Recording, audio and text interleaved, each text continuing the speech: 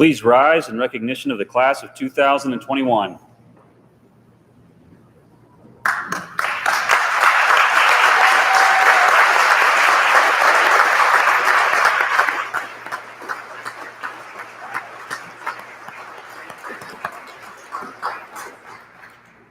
Parents, grandparents, honored guests, dignitaries, members of the Lincoln Prep Advisory Council, colleagues, friends, members of the second graduating class, the class of 2021. On behalf of the faculty and staff, I'm very pleased and honored to welcome you to Lincoln Prep's second commencement ceremony. Today marks another milestone in the history of our classical school. Please remain standing to sing our national anthem, followed by Miss Sarah Horrigan, who will lead us in the choral anthem.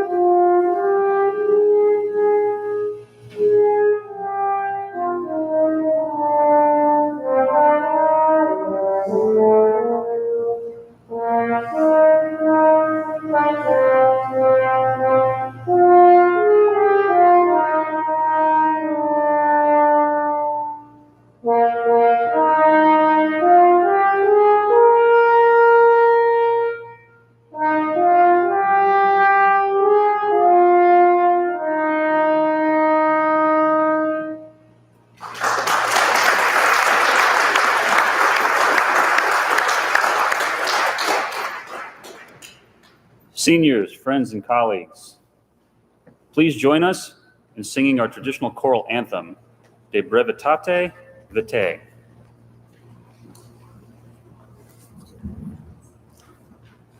For you like access to this computer, the lyrics are in your program. Take a look.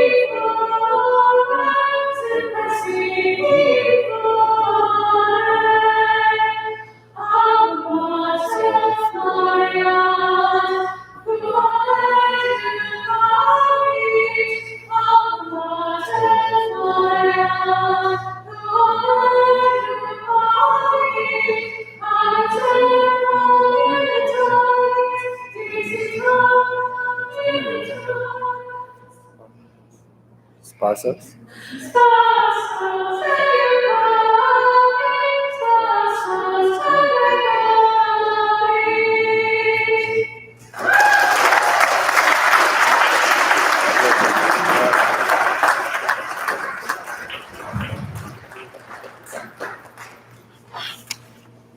Thank you, Mr. Tope. Ladies and gentlemen, please be seated. Ladies and gentlemen, it's now my distinct pleasure and honor to introduce Miss Rosalind Revis, a representative from the Lincoln Preparatory Academy Advisory Council, and our office manager, who guided us through the challenges of this pandemic school year. Please join me in welcoming Miss Revis.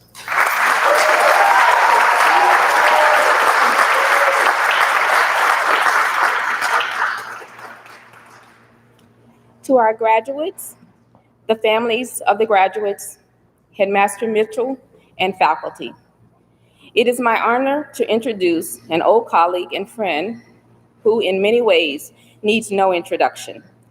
She needs no introduction to this audience today, and we're really honored that Mrs. Colleen Posner has joined us to celebrate our seniors in their accomplishment by reading William Ernest Henley's poem, Invictus. That poem and the motto, Invictus, is translated in the Latin meaning undefeated. And it reminds us of the class of 2021's motto this year. Colleen is a retired veteran of the Great Hearts Network of many years, a former teacher and colleague at Arete Prep and Lincoln Prep, and a teacher of the class of 2021 in Humane Letters on 2 occasions. In the 2017 and 2018 school year, when she was recognized as Teacher of the Year, and then again in 2018 and 2019 during a quarter. Mrs. Posner served our Lincoln Prep community as Assistant Headmaster for 5 quarters, following in the footsteps left by Amy Shaw, Lincoln Prep's first assistant headmaster, and setting up Mr. Eric Tope for success as our current assistant headmaster. On behalf of Lincoln Prep's Advisory Council, we welcome Mrs. Posner back to the Lincoln podium to deliver Henley's poem to us on this great and momentous occasion for the class of 2021. A little bit about the author. William Ernest Henley was born in 1849 in England and died in 1903 near London. He was a British poet, critic, and editor who is known in remarkable poems such as Invictus. It was published in 1875 for the Stoicism of the Victorian outlook. Such Stoicism might be compared with the ancient Stoicism of Seneca. Henley's vision affirms independence and conviction in life's purpose and meaning. As son of a local bookseller and ardent student of poetry, he contracted a tubercular disease that later in his life led to the amputation of his foot. A second amputation was prevented due to the cutting-edge surgical technique know-how of Dr. Joseph Lister. Henley's recovery back to good health forced him by the necessity to remain in the Scottish infirmary located in Edinburgh for more than 20 months. The beautiful gift of that terrible experience was a young man who started to compose impressionistic poems about a patient's life in a hospital that established his reputation as a poet. Invictus dates from this season in Henley's life, working through real difficulty. Henley also enjoyed a lifelong and close friendship with Robert Louis Stevenson, author of the sea adventure and classic Treasure Island, which our middle school students read in 7th grade. Some scholars have argued that Stevenson based the famous character Long John Silver on his crippled, courageous, and great-hearted friend. Well, without further ado, Mrs. Posner's reading of Invictus.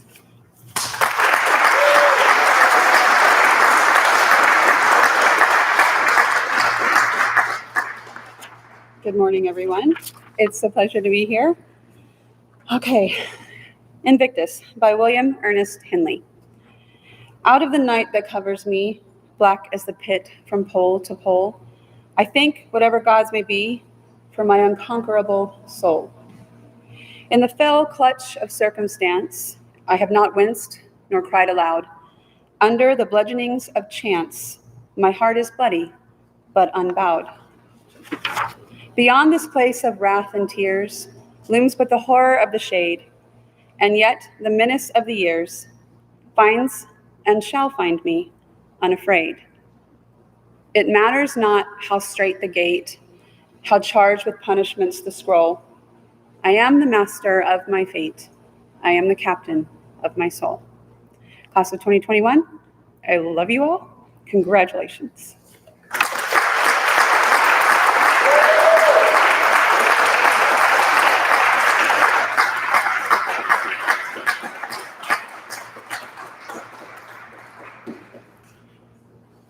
Thank you, Ms. Revis. Thank you, Mrs. Posner, for those words of introduction and the memorable reading of Invictus.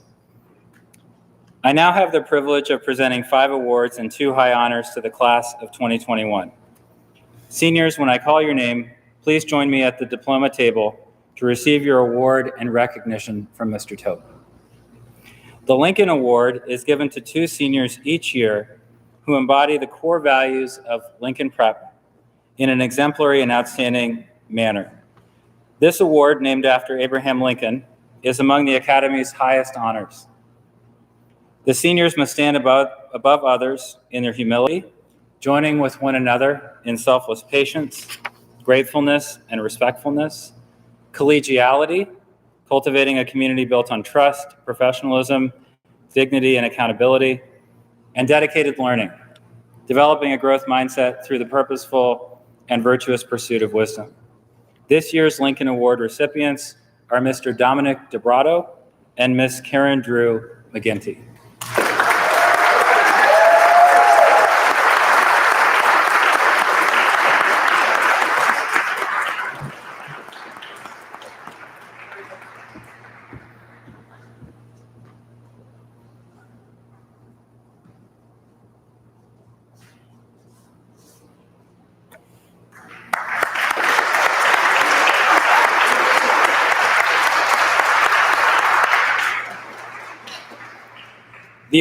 The Washington Award is given to one senior each year who, like George Washington, significantly contributed to the maintenance and preservation of good character in our classical school, particularly during the founding years, whether in the classroom or beyond in their extracurricular endeavors.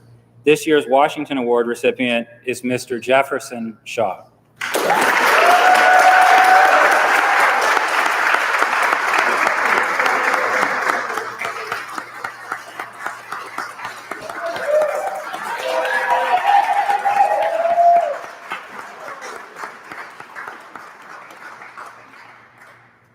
The O'Connor Award is given to one senior each year who, like Flannery O'Connor, significantly demonstrated excellent written or rhetorical craftsmanship in the senior thesis project. This year's O'Connor Award recipient is Miss Alex Bose.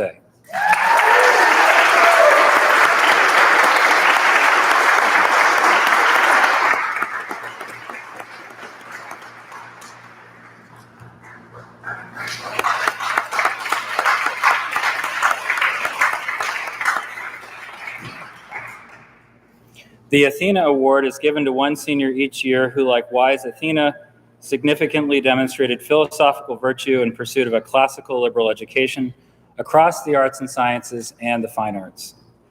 This year's Athena Award recipient is Miss Rebecca Samuel.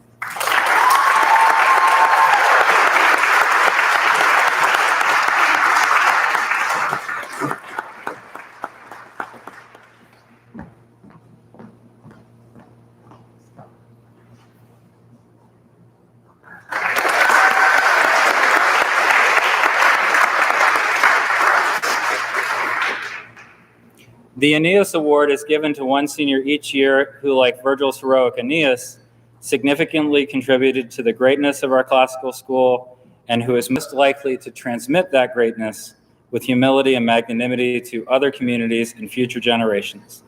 This year's Aeneas Award recipient is Miss Sophia Navarez.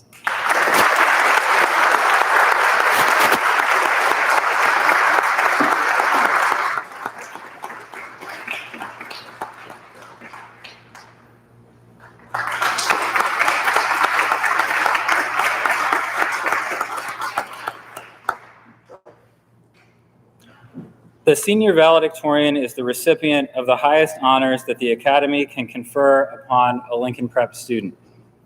Academic GPA through the senior year among students who have been at the school at least since the beginning of 10th grade is the primary criteria for selecting the valedictorian. Personal conduct and positive participation in the school's culture and activities are also considered.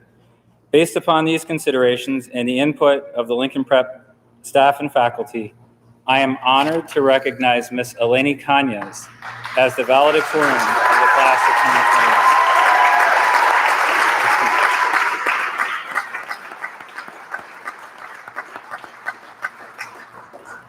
I am also honored to recognize Ms. Alex Bose, Ms. Opal Bueller, Mr. Parsa Fares, and Ms. Nina Patron as co-salutatorians for the class of 2021.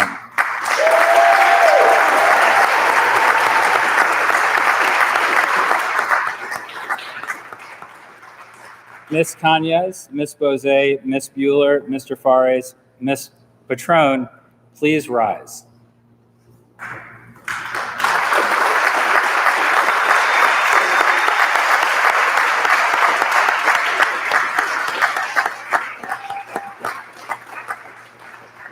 You may be seated. Thank you for recognizing these students and congratulating them on their outstanding academic performance, character, high distinctions, and positive participation in our school's activities. Ladies and gentlemen, it is now my privilege to introduce our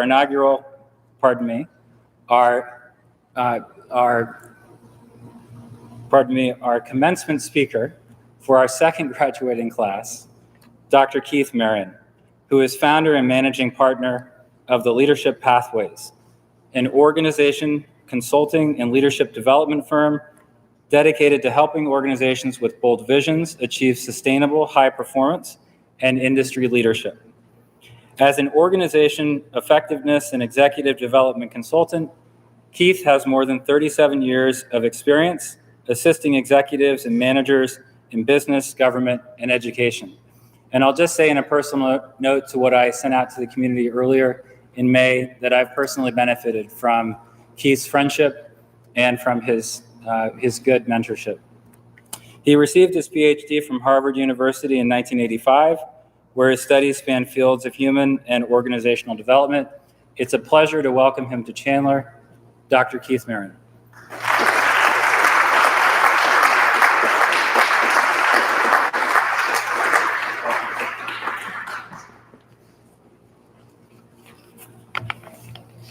Before I start what I had planned, I just want you to know how humbled I am to be here before you. The level of rigor that you students have gone through is impressive, far beyond the level of rigor that I remember going through when I was in high school. And I think you should be proud of what you've done. It is an amazing thing, and I think you parents equally proud of what your children have done to graduate from this school. I want to speak a little bit about the meaning of this particular program and what I believe it has. And I want to speak about it in a way differently than I think many of your teachers might speak about it, for they might be a little too humble to talk about it in this way. Great Hearts offers a classical education. It's an education rooted in fundamental principles of humanity. Its education focuses on the whole person, not just developing the mind or the heart or the body, but all and spirit included. This is unusual in this day and age, especially in a public school, or in this case, a charter school. It is extremely unusual. In most schools, kids are not required or asked what is asked of you. Dr. Mitchell has given me a list of some of the things that you've been reading this year. Virgil, Augustine, Confessions, Aquinas, Treatise on Law, Montaigne, I don't even know if I pronounce it correctly, Essays, Dante, Inferno. These are but one of many of the pieces of work that you're required to read, and more importantly, to understand their meaning. I believe, as I look at this list of books that you've read and studied to understand, I believe they have something profoundly in common that would be hard to detect if you just read each piece one at a time. And what they have in common, I believe, sets you up for life. It sets you up for a pattern in your life that very few opportunities will give you. And this is what I want to speak to.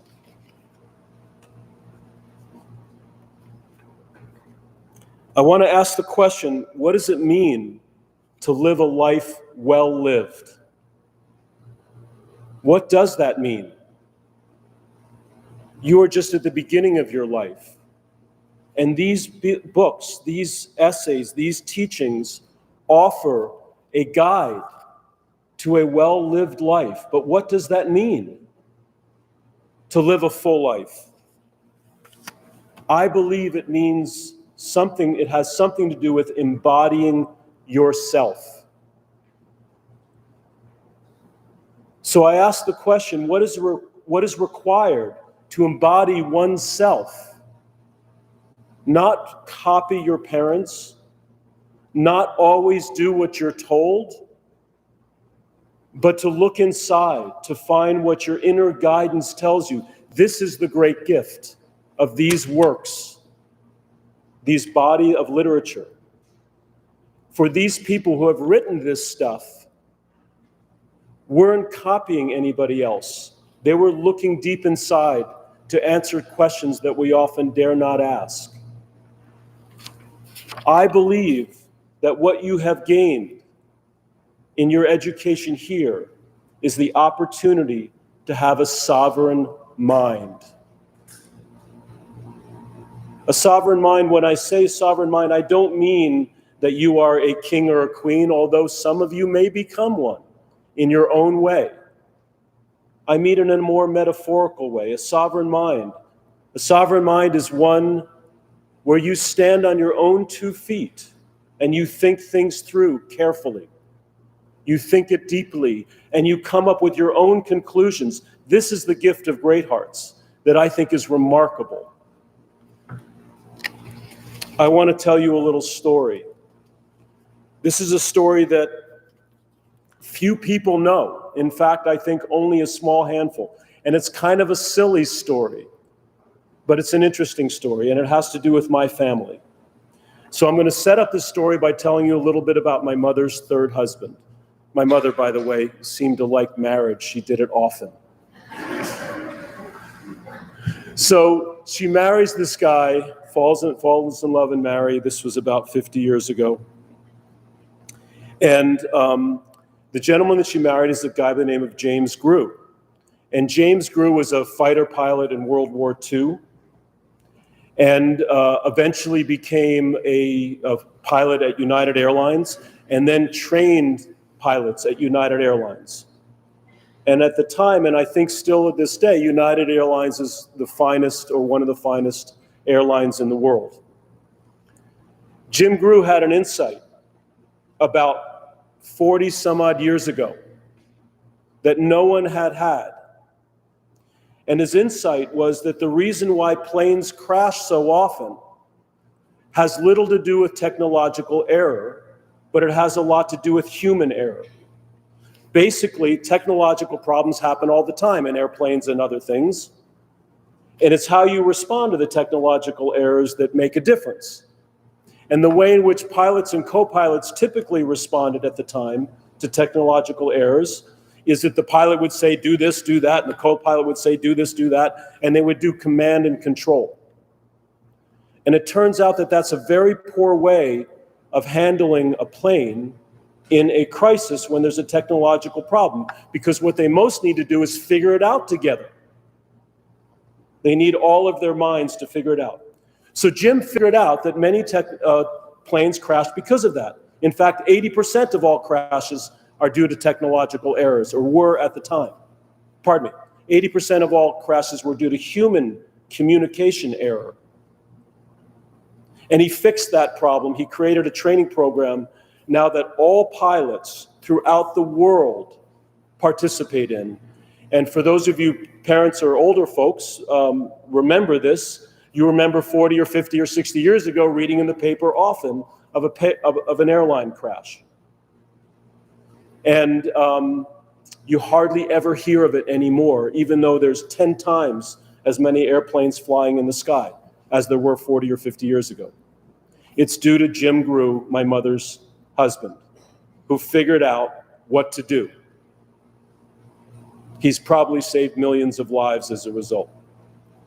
But this isn't the key to the story. This sets up the story, the fun story. So I'm curious, by show of hands, how many remember flight attendants didn't used to be called flight attendants? They used to be called stewardesses.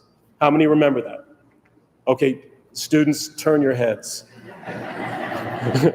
Okay, almost everybody out there with grayer hair remembers that they used to be called stewardesses.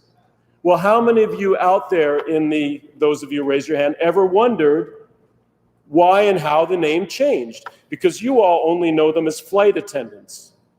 You may have saw a movie somewhere, an old movie, where they referred to them as stewardesses. And you may think to yourself, this is no big deal. Stewardesses, flight attendants, what's the difference? Well, there's a big difference.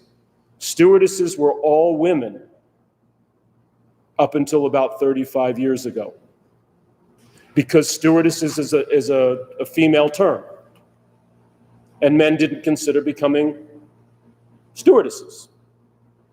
So my mother and her husband were one day sitting at the dinner table, and Jim says, blah, blah, blah, blah, stewardesses. And my mother says, you know, I never really liked that term. Now, my mother was a raging feminist, and so challenging all of the prevailing concepts around gender roles was a big deal for her. She says, I never really liked that term stewardesses. Jim says, why not? That's a perfectly fine term. And she says, well, it's kind of sexist. It implies that only women can do this role. And Jim goes, you know, I think that's true. It's kind of sexist. He says, well, what do we do about it? My mother says, I don't know. He says, well, what would you like to call them? Now, by the way, if you did a Google search and you asked, When did stewardesses become flight attendants? Everybody knows it was about 35 years ago. And then you ask, why did they become that way? And you get all kinds of theories. But I'm telling you how it happened. True. So Jim says, what would you like to call them? And my mother thinks about it a little bit, and she thinks about it, and they start to brainstorm a bit. And then eventually my mother says, flight attendant. That's what we should call them, flight attendants. Now, Jim not only trains pilots, but he writes some of the regulations. And what I want you to know, at United Airlines, no one changes any regulations. You can't.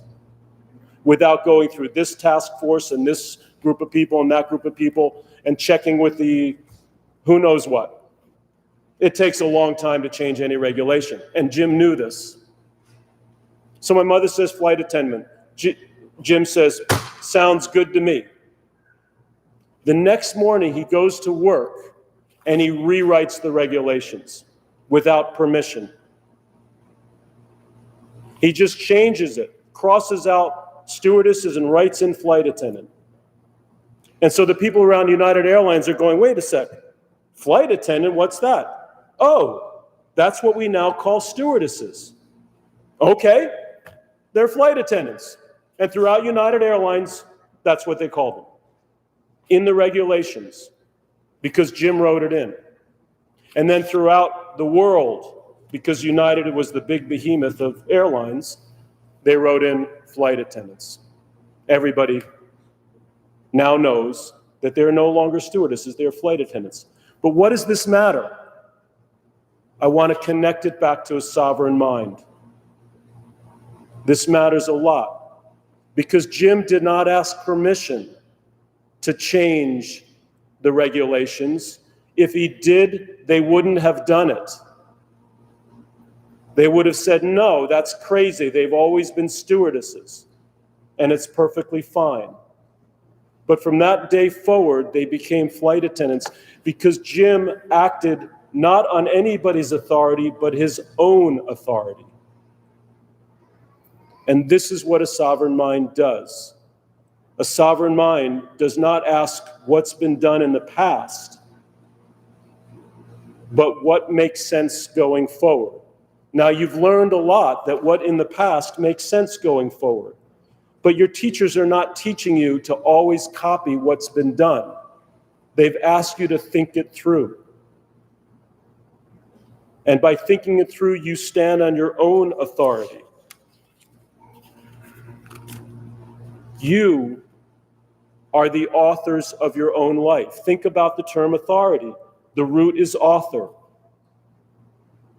To have authority is to be the author of oneself. You are that. And it is your opportunity to embody that going forward in your life. You may not know where you're going.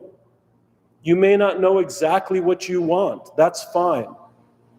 Your job is not to know yet, although some of you might. Some of you may know you want to be a doctor or a nurse or a lawyer or a teacher or a whatever. You may know that, but most of you don't. And whatever you believe you know now, it might change in college or beyond. It's okay.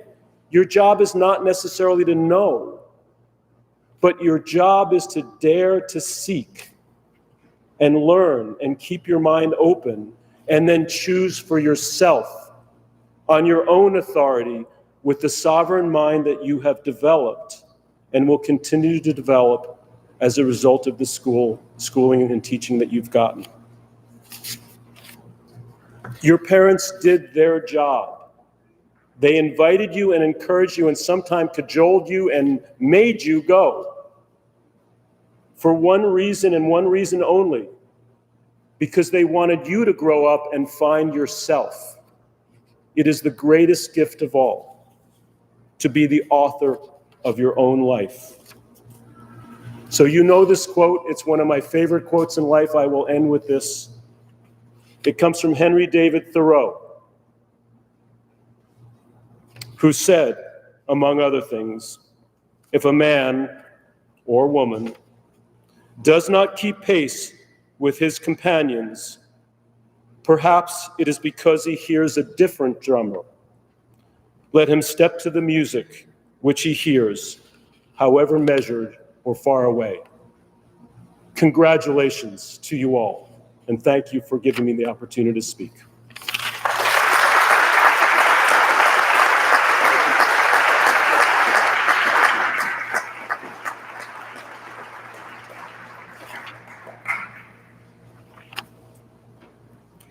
We are thankful and deeply humbled that Dr. Marin has joined us today.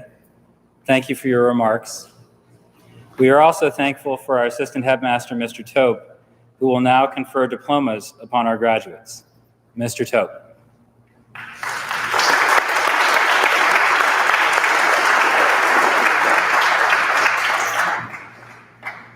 Stephen Ashbaugh.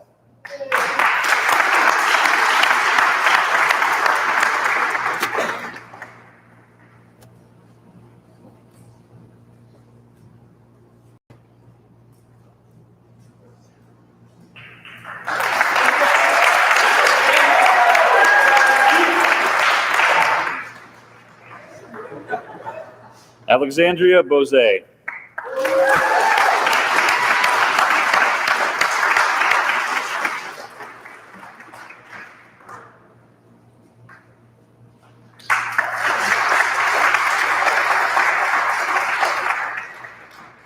Opal Bueller.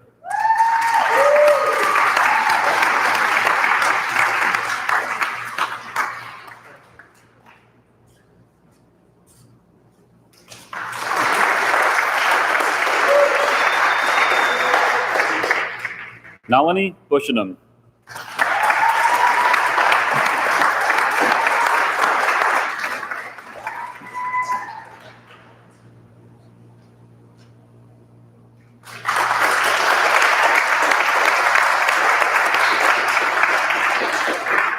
Eleni Cañez.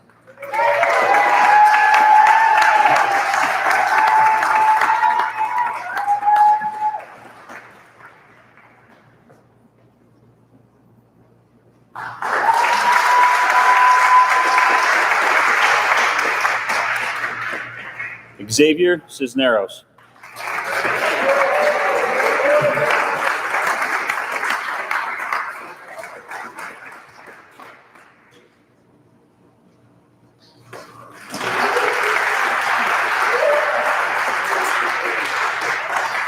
Matthew Clements.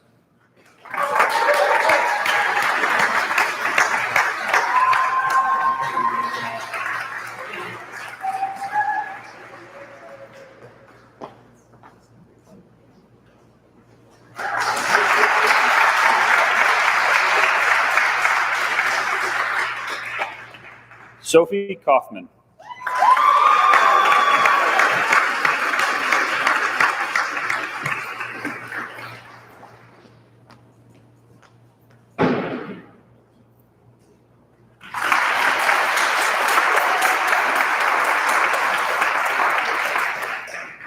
Dominic DeBrato.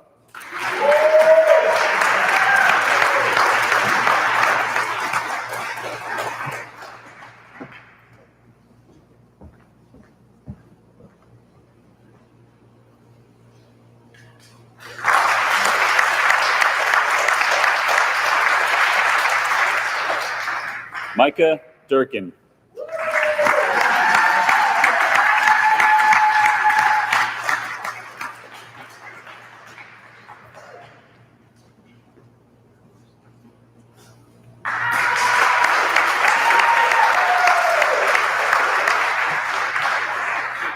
Parsa Fares.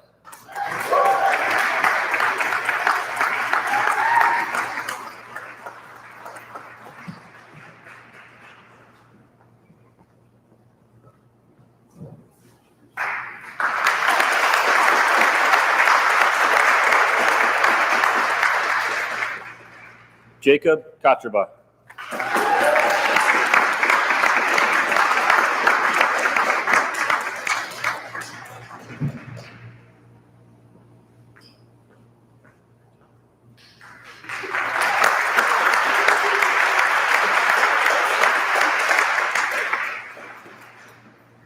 Connor Lou.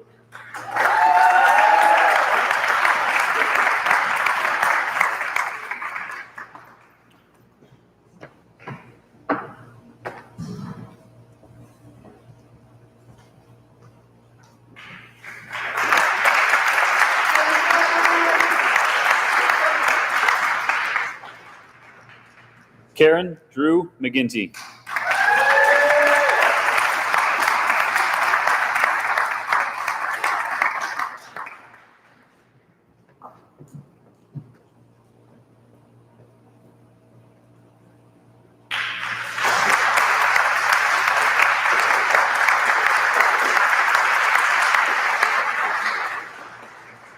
Kiara Meyer.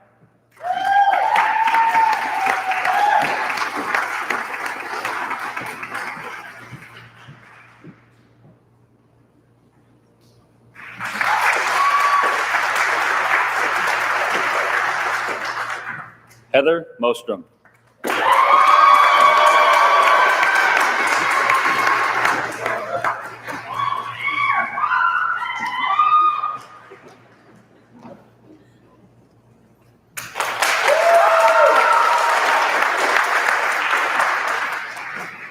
Sophia Navarez.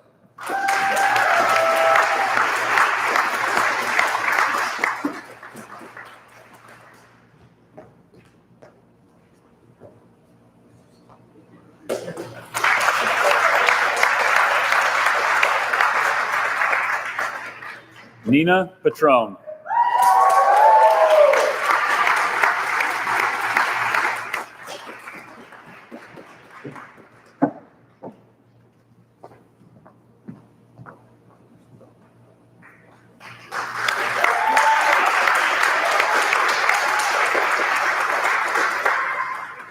Braden Pisano.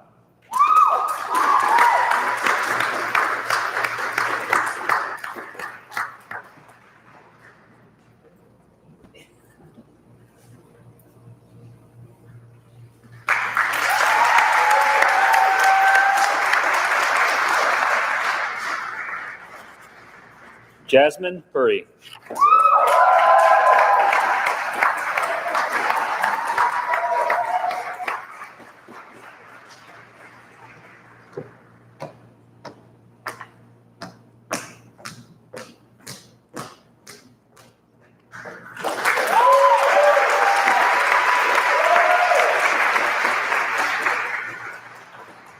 Sonia Puri.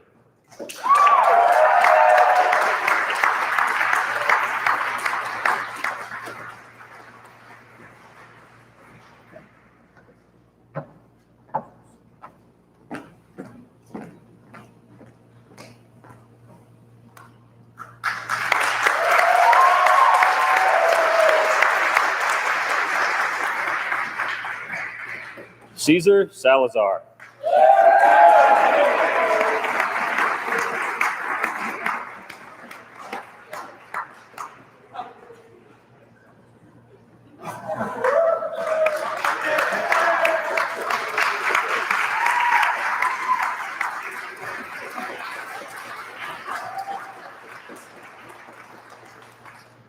Rebecca Samuel.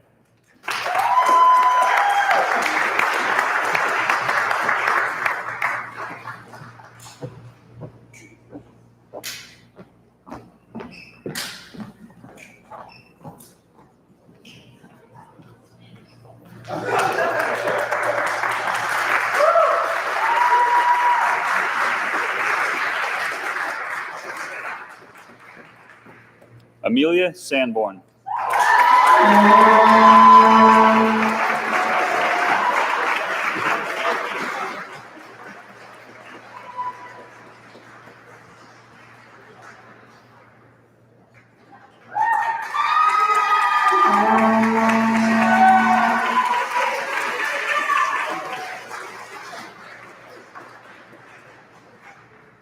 Jefferson Shaw.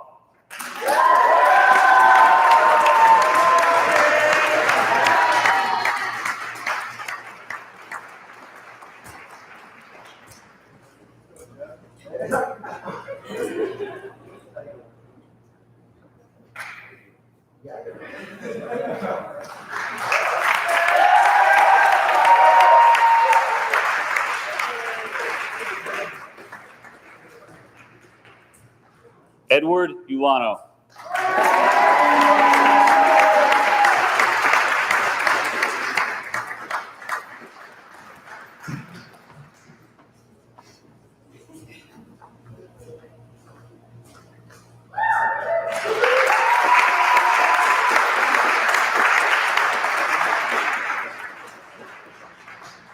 Carlos Woods.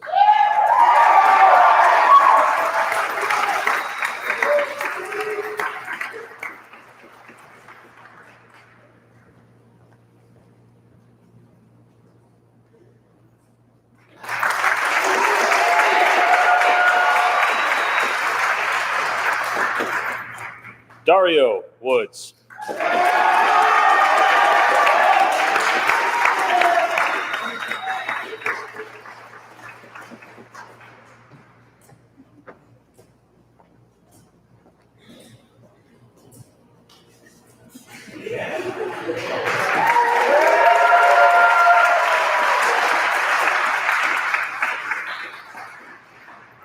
Emilio Woods.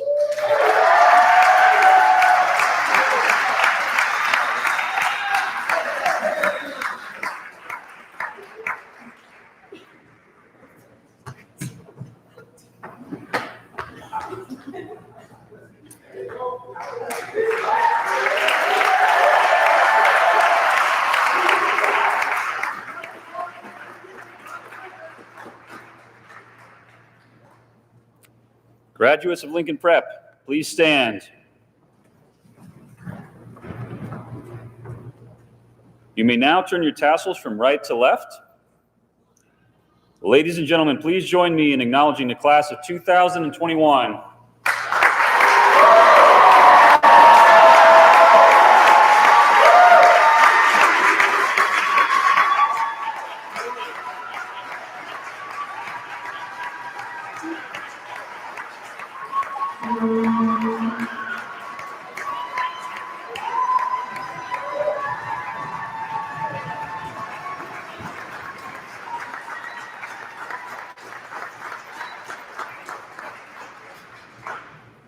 It is now my pleasure to introduce Ms. Eleni Cañez, valedictorian, who will say a few words.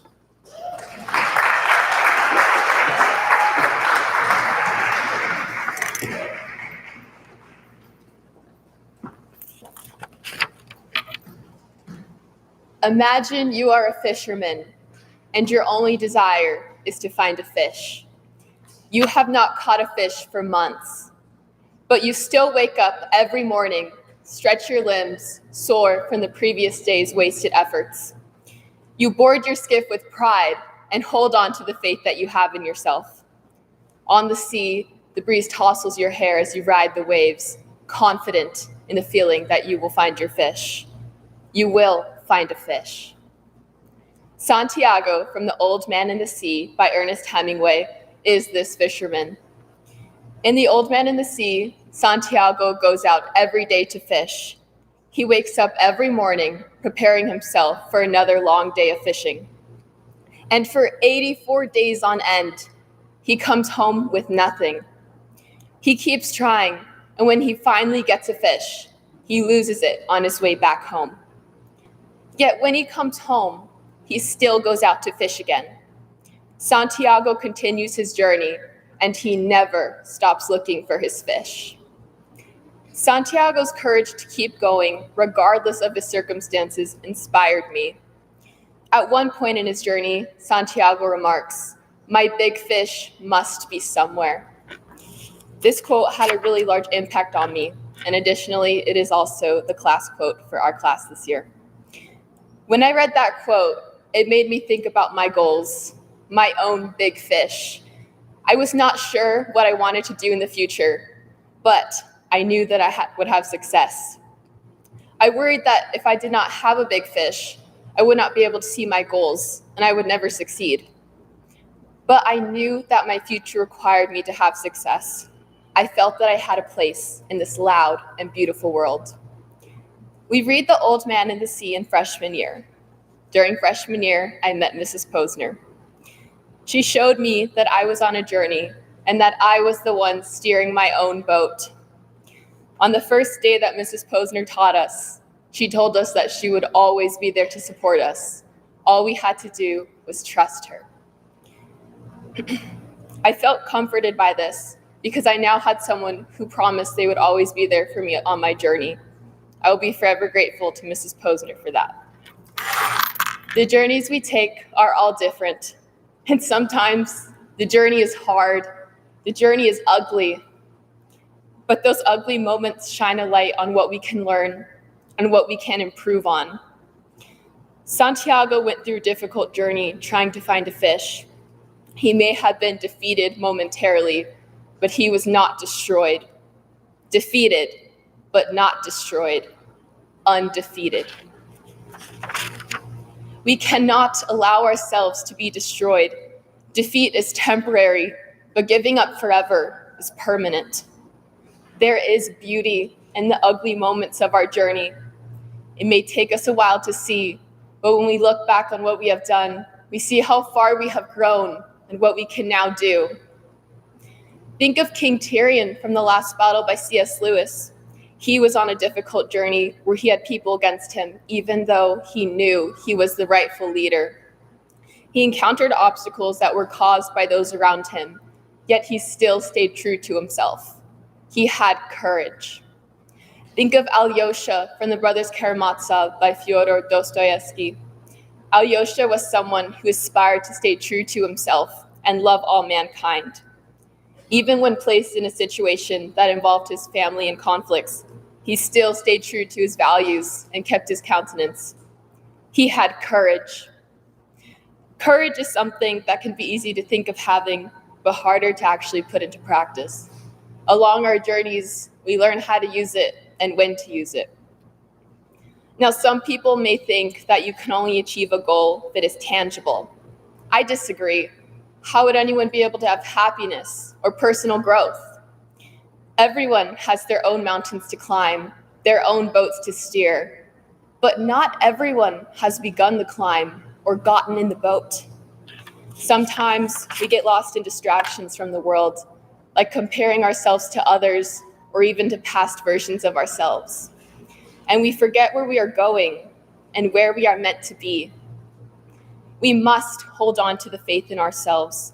We must hold on to that feeling that we are going somewhere. I knew that I had to hold on to that feeling that showed me that I was meant for something great. Even when I struggled through chemistry with more math problems in sophomore year, ancient Greek with countless vocabulary words in junior year, and Kirchhoff circuits this year, I struggled with pride. I could see my goals just like Santiago could see his marlin leaping in the water, just within my grasp. I would still make mistakes and slip up, but that was okay.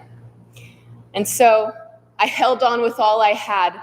I cast my line and let my fish lead me.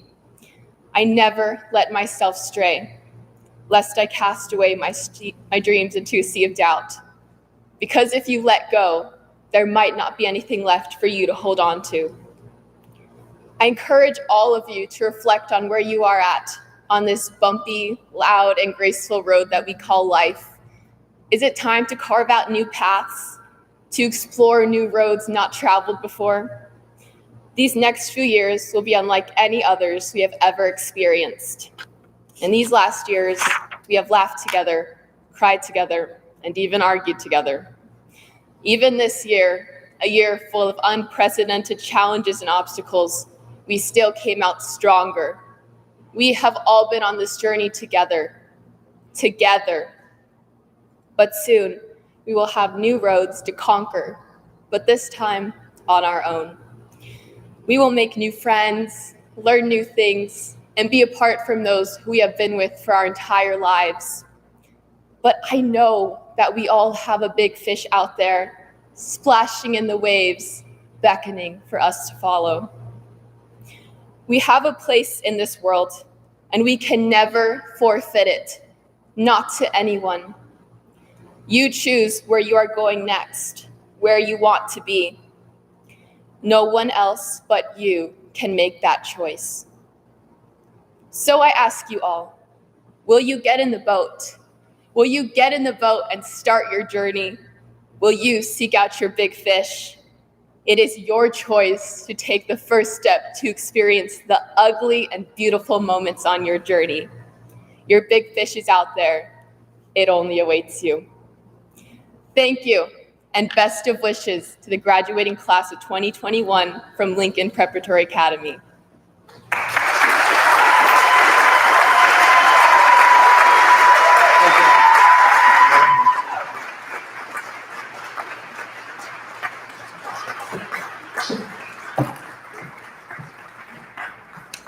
Well, thank you, Ms. Cañez, and congratulations again to the class of 2021 on this special occasion. You should be very proud of your accomplishments as graduates.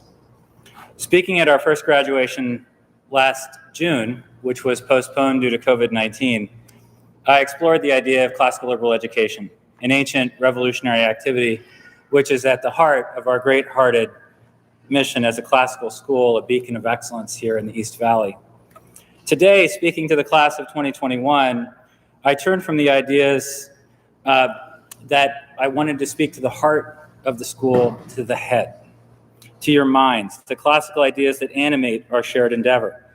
And again, like last year, my intention is not to say something new, but just to bring us back to the affirmative wisdom of the classical tradition. And here, doing so through the memorable phrases, the memorabile dictu.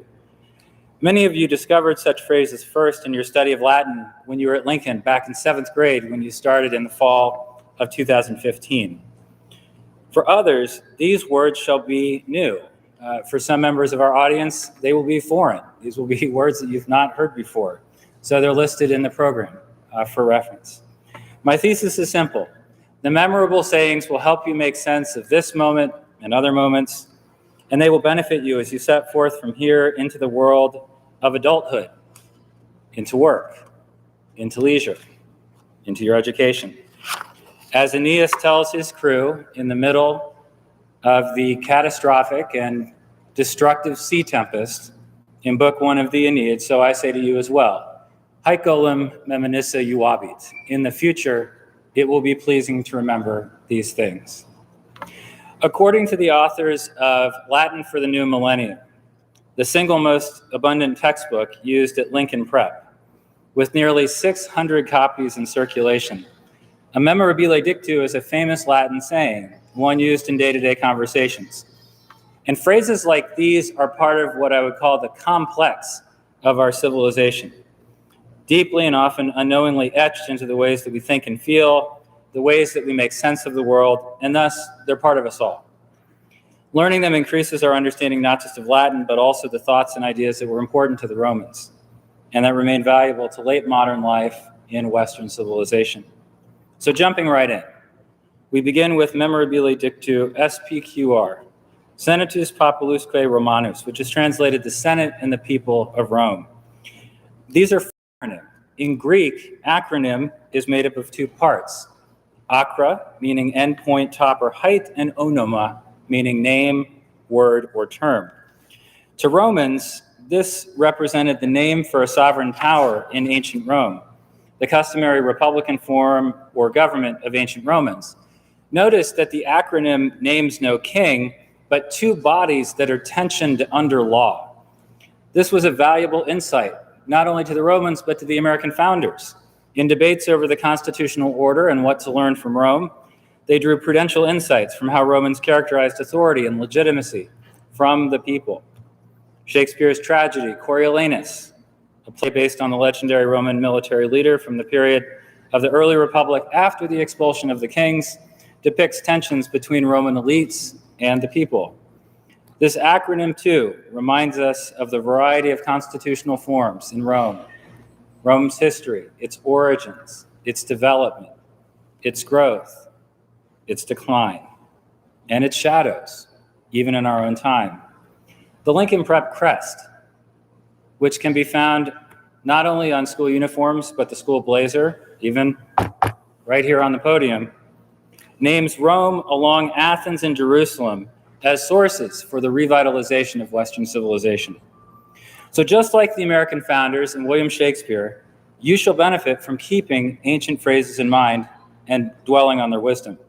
And that wisdom shall help you navigate the impossible situations you will inevitably face in life, the tragic contempt for reality, the humanity that arises from life's lessons, a world filled with desire and attempts to act and communicate well.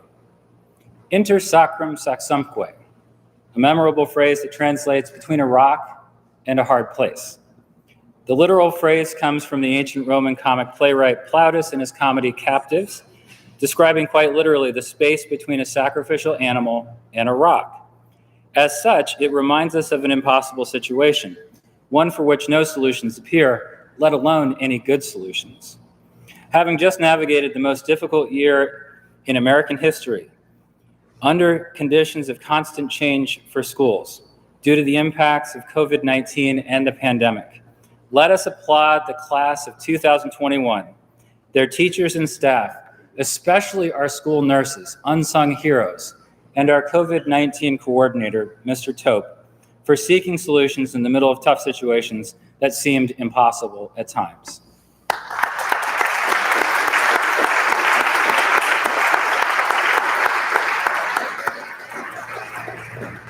And I think standing here today, our Lincoln community made it through those times in our best moments with a positive attitude and actual sacrifice, by being true to our core values as a school and by leading without easy answers.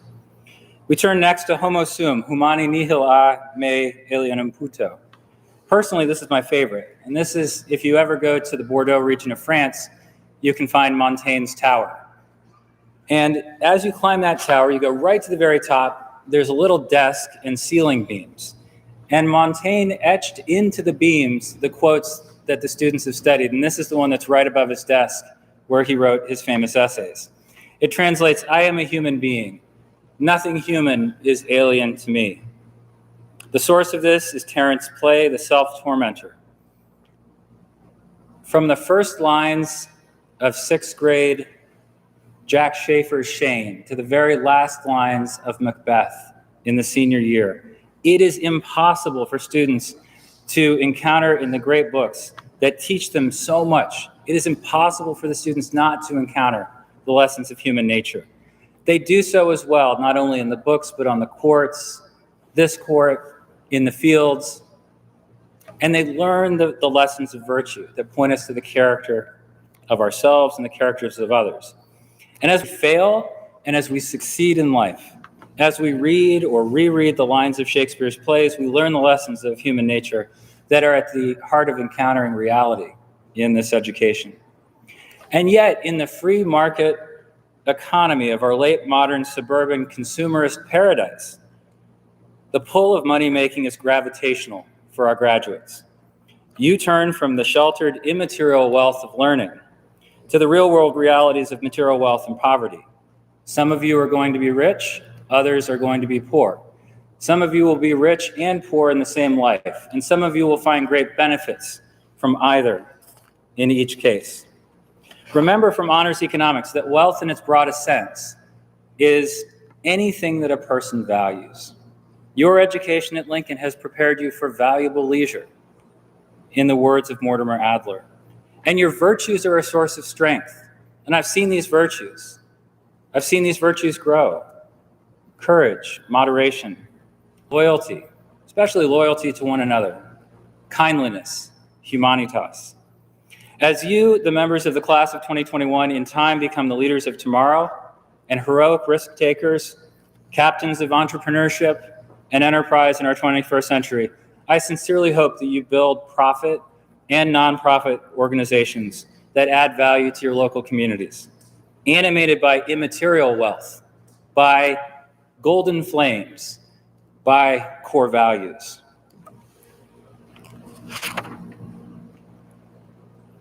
I'm going to jump ahead, passing a passage where the description of gold is found in the first book of the Aeneid, but I would point you to Polydorus to learn the lessons for why gold is often considered accursed.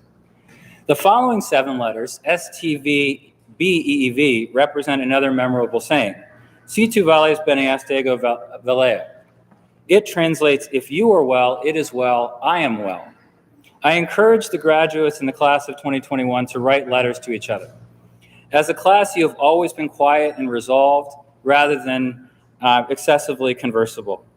It will be effortless to stay in touch by text or email or by social media. So I encourage you to write old-fashioned letters. These are reflective acts of human communication that require you to slow down, to think, to express your words and ideas with style. Write letters to your parents. Write letters to the new friends that you meet at school or in the workplace. Write to your husbands and wives, to your children, and one day, far distant on the horizon, write to your grandchildren. Try not to write letters when you are angry. Moderate those wild emotions with the virtue of grace. When you are very old, far from this moment, and in the dusk of life, I encourage you to write a meaningful letter about the most important things you have learned in your life, for some unknown audience to find, and for some future generation to benefit from.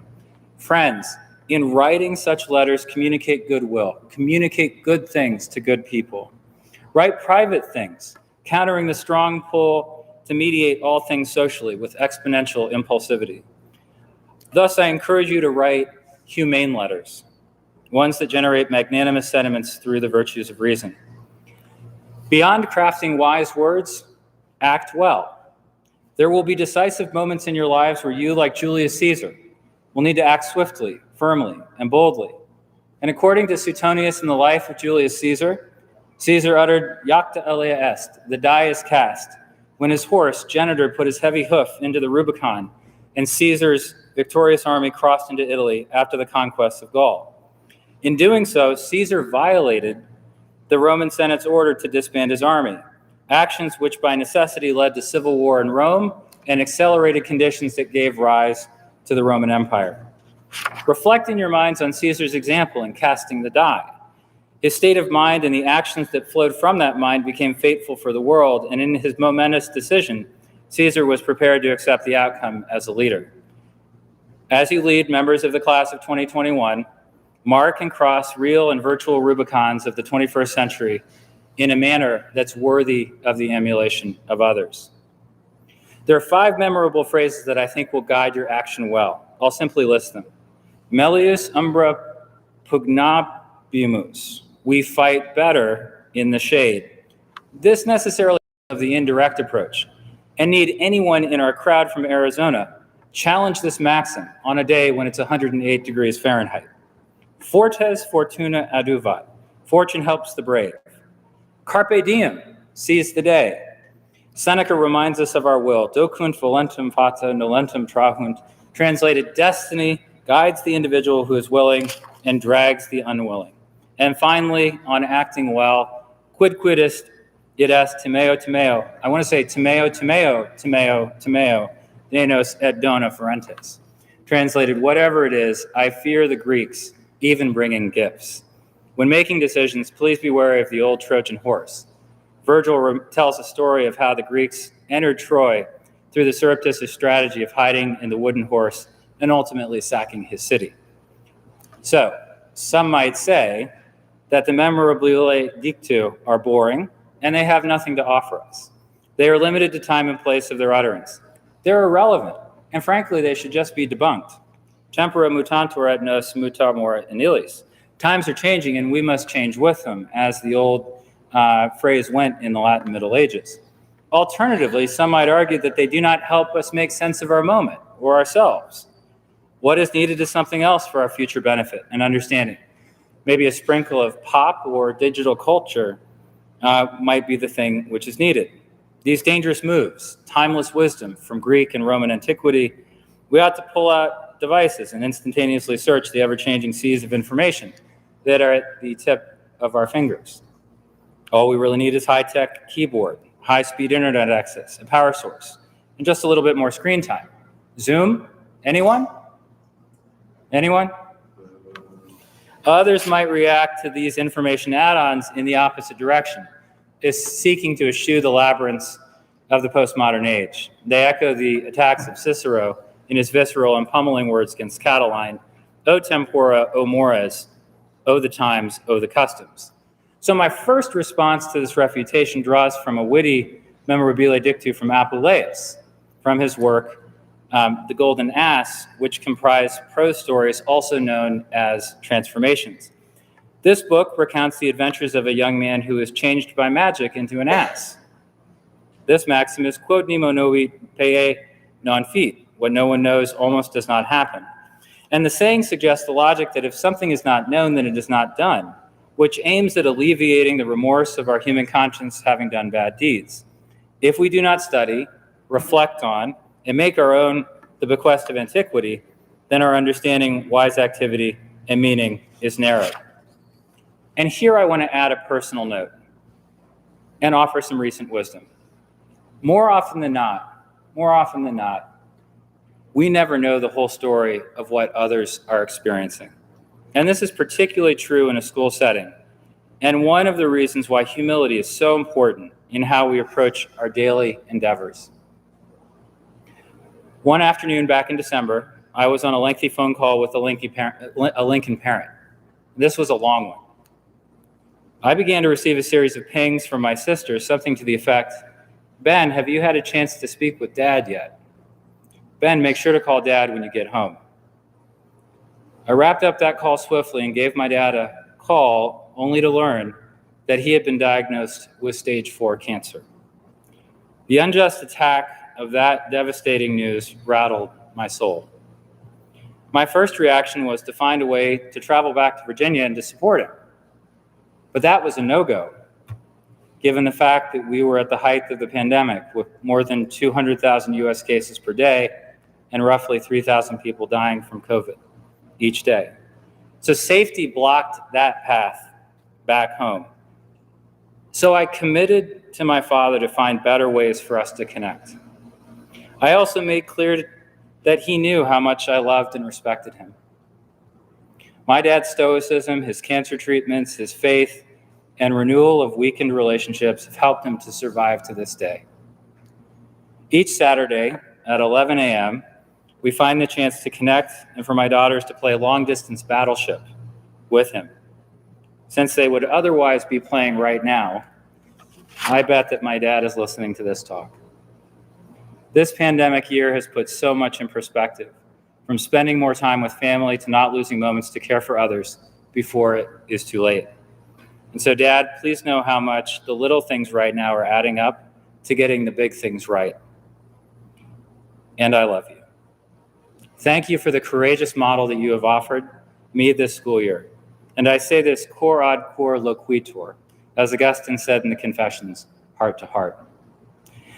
My second response to this refutation, to pull back to the challenge, poses a rhetorical question from the poet Terence, returning to his comedy, Quid si nunc caelum erat? What if the sky should fall now? Right after this year, what if the sky should fall now? This sublime proverb evokes images of the eruption of Mount Vesuvius, like ones that our students copy in their studio art class. This saying reminds us of things that are improbable and ultimately beyond our power. And across human history, we've never had so much information to navigate or less authority to count on. Unlike the Homeric age and that ancient culture of orality, or the age of text-assisted memory and knowledge that has dominated Western civilization since the age of Plato and Aristotle, today we have a digital tsunami, and little by way of means to navigate it well. It is doubtful that any of this will change soon. Facing the probable eruption of the digital Vesuvius in our own time, let us seek to avoid being buried under the magma and hot ashes of ephemeral social media dust, and when the power goes out, groping in the dark for lost chargers. Class of 2021, act and speak virtuously to generate new memorabilia dictu. Set the example for others so that one day they might speak of you. My third and final response to this refutation is that the classical tradition, and these Latin phrases more particularly, provide a basis for adding to rather than subtracting from the West. This is a cultural benefit. And I think Dr. Marin spoke to ways in which you can add based upon the authors that you studied this senior year to the ways in which you can understand the ancients from the standpoint of modern thinkers. In late modernity, this critique that begins with thinkers like Machiavelli, Descartes, Hegel, Marx, Dostoevsky in his own way, this critique has accelerated in the direction of reducing all things to the play of power, and in its most disconcerting and vicious modes, nihilism. And so this spirit of radical critique throws down affirmative challenges to build up rather than tear down the best of what Western civilization offers, which you have encountered here in your education at Lincoln. As the poet Catullus enchants, Odi et amo, I hate and I love, and yet omnia vincit amor, love conquers all things, as we read in youthful Virgil's 10th Eclogue. We recover and optimize the West in sustaining an affirmation of what is great-hearted, noble, and self-critical. So class, build around the paradigm of Socrates. On your last day of learning at Lincoln, on your last day, I saw seniors whose really funny choice was reflected in the need for sleep, so hence the pajamas, and the need for leisure, hence those who showed up ready to head right to the beach. And the audience might doubt this, but it's true. It really did happen. And the seniors can tell you about it. They can share fun stories. But once you are rested and once you return from the beaches post-COVID, begin the work that you were prepared for in the next stage of life's great journey, the task of contributing positively to others' lives through your big ideas, through your good deeds, and a little sweet TBG. Class, I want to conclude there. And as I say thank you, make the most of what you've been given, contribute well to the communities that you will be a part of, and go Lightning.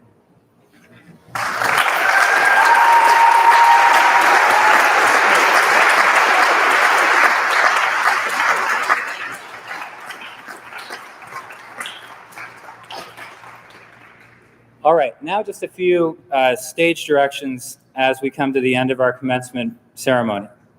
After we sing the alma mater, Ms. Cañas and I will pronounce the official end to the school year with the ringing of the school bell.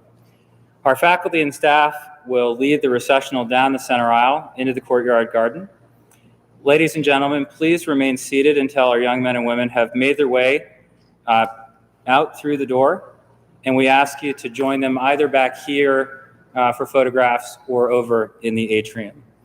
We invite seniors to wave and be a part of the car parade, which follows the ceremony, which will start just after about 12:30. And at this point, I now welcome Miss Gloria Pabon to lead us in singing the Lincoln Prep alma mater, Fare Thee Well, together as a community. On a note of unity with Archway Lincoln, I thank Ms. Pabon for joining us today and for singing our song in farewell. Thank you.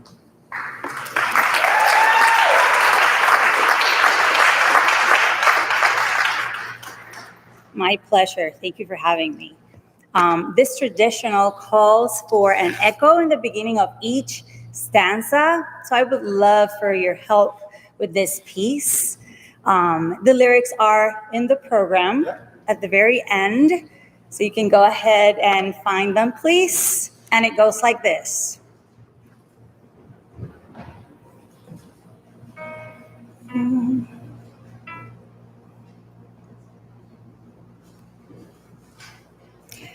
Fare thee well, fare thee well, fare thee well. Good, that's it. And then we sing the rest. Okay, you're ready. We don't need more practice. Here we go. Can you snap at the same time with me? Let's see. Fare thee well, fare thee well. If I never ever see you anymore, fare thee well, fare ye well. I'll meet you on the other shore. I'm salt of the earth, I'm salt of the earth. Good. If I never ever see you anymore, sing with me. I'm salt of the earth, salt of the earth. I'll meet you on the other shore. I'll learn forevermore. I'll learn forevermore. If I never ever see you anymore, I'll learn forevermore. I'll learn forevermore. If I meet you on the other shore, go and do great things, go and do great things. If I never ever see you anymore, go and do great things. Go and do great things. I'll meet you on the other shore. Strive on, strive, good. Strive on. If I never ever see you anymore, strive on. Strive on. I'll meet you on the other shore. The very last one, here we go. Fare ye well, fare ye well. If I never ever see you anymore, fare ye well, fare ye well. I'll meet you on the other shore. Thank you.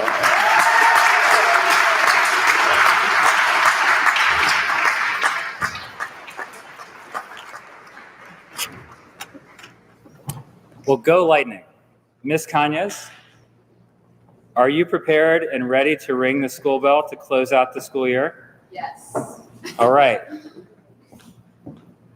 Ladies and gentlemen, honored guests, graduates, it is with great joy, happiness, and satisfaction that I declare the 6th year of Lincoln Preparatory Academy officially closed.